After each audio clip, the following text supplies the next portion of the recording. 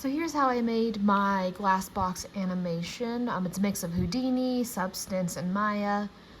In Houdini here, I created the actual glass or the box frame itself. If we go into this, I made it into a digital asset, and then it's actually a couple simple pieces. It's just a box, and then I used a sweep node, and it basically took the edges of it and beveled them around and made it really nice.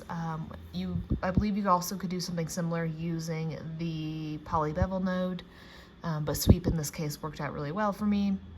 So I made the box shape here, and then over, if I open up this other one, I made like this little gemstone that circles around in there.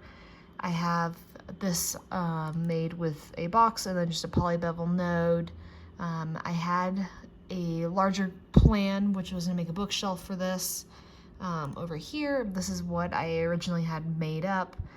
Render times on that though just was a little bit too long for the time frame I had in mind, but I had these other shapes I created, and in Houdini I made this other kind of item that sits in there. I have some books and like little weights, and this whole animation was a little bit different. These books kind of went out, these spun around and did different things, but unfortunately don't have time for that today. But instead what I made was this super simple animation of this box that rotates around. So in Substance, I got the texturing for the wood on the frame. I added in these little gold detailings.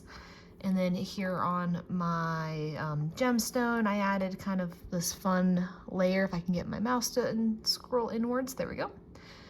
You can see the reflection of the glass plating I made here in Substance. I have this pedestal it's on, I made that one in Maya actually.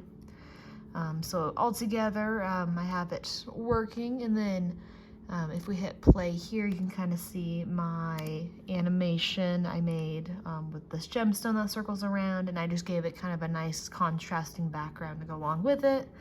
And that's how I made my animation.